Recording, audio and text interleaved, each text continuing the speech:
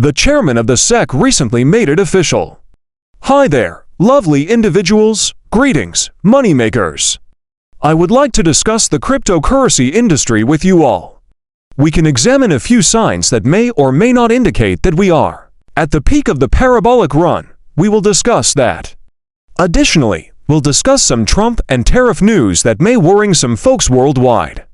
We will also discuss that. To send out those positive energies, all I need is that you smile at me lovely, because likes are free. Whack that like button, terrible. Let's get started. XRP is now trading at $35. We did reach $3, almost $9, but within the past hour, there has been a slight decline. The same sort of activity over 115 is also seen with Bitcoin.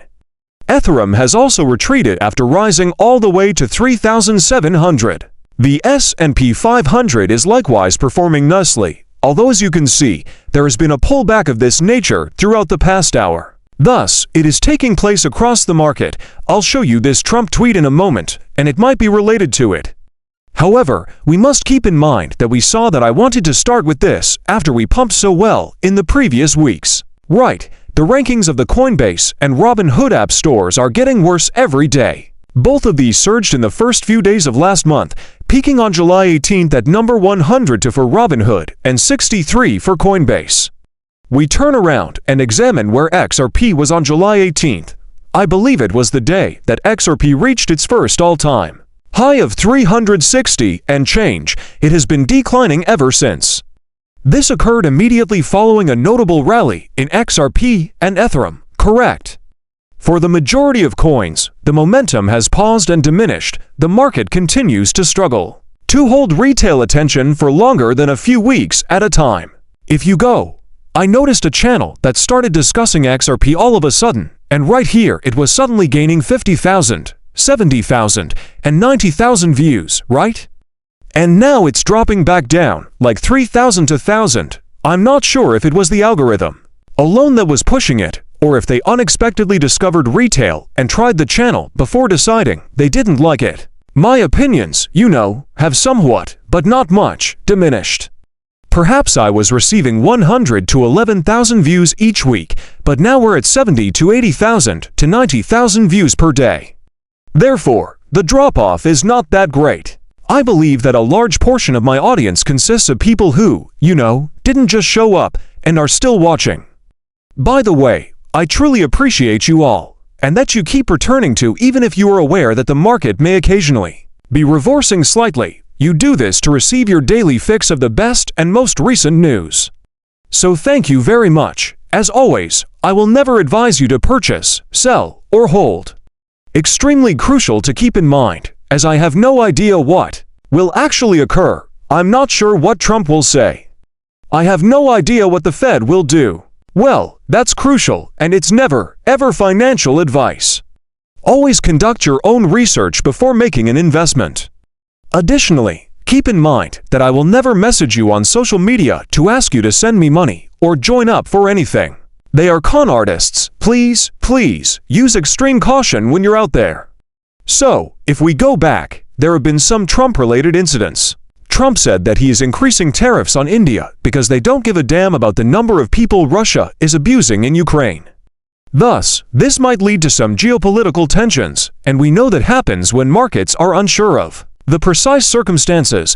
The markets don't have the same oomph or strength as they have when there is greater certainty, because there is, some uncertainty.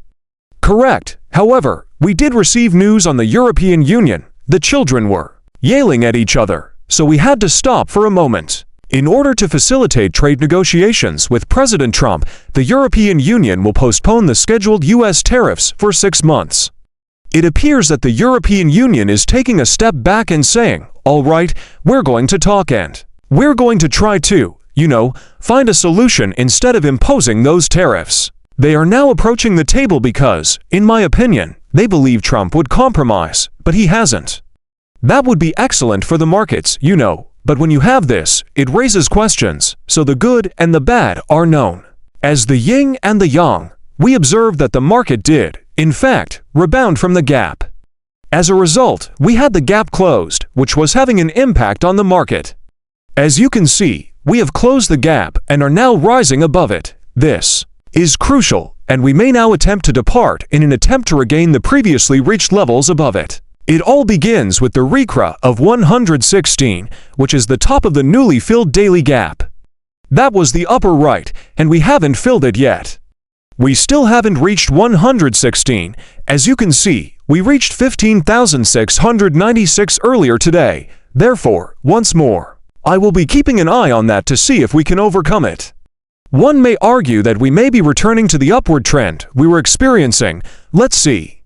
The largest Ethereum treasury in the world is now held by Bitmain, a firm owned by Tom Lee that is still amassing around $3 billion in Ethereum.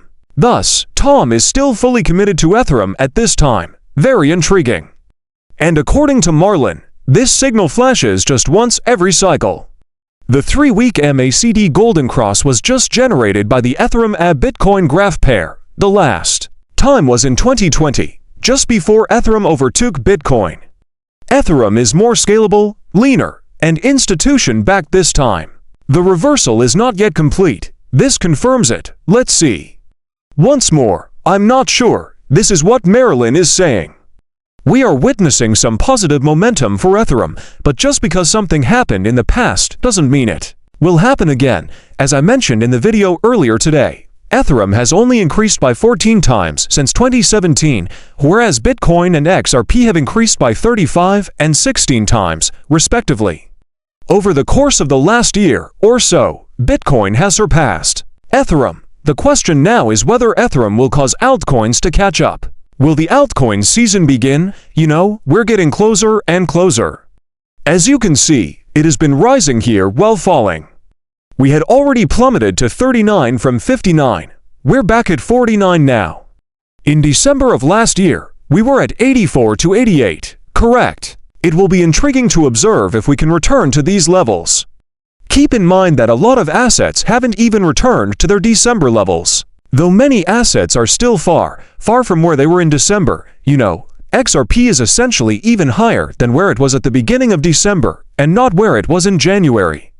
AVAC was at 50, UC, Cardano was, at 1.29. Well, we were sold. It was sold at 290, correct. It is currently at 167. So, back in December, XRP and even Ethereum were slightly higher, correct. Thus, XRP has performed admirably over the last several months and has held up quite well. I am aware that we have retreated, but you zoom out. Once more, XRP is not Bitcoin if you mention it to other people, isn't it? Since we've discussed the cycles of how money has moved from Bitcoin to Ethereum, and then from Ethereum to mid-caps, and then from mid-caps to small caps, we'll see how that plays out. Bitcoin has been much better, but if you look at it like that, it's done pretty well. You can't deny this, right? The SEC chairman recently commented on his Twitter account about how he has turned pro-crypto. Isn't that correct? To ensure that everyone saw it, he pinned this to the top of his Twitter account and wrote, "We will make sure the next chapter of financial innovation is written right here in America." Correct, and he shared the highlights in a video. I'm not going to play it, am I correct? But with this, he formally introduces Project Crypto.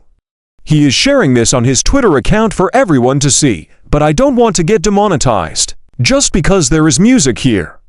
This, in my opinion, formally marks the SEC's transformation. It's all in.